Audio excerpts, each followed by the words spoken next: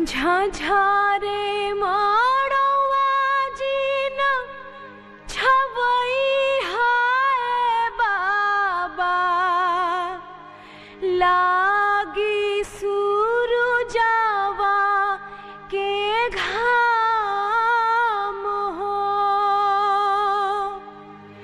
आधे माड़वा बैठे नैहार के लोगवा, आधे में दुल्हा रंगदार हो। बेटी के कैसे बिसरा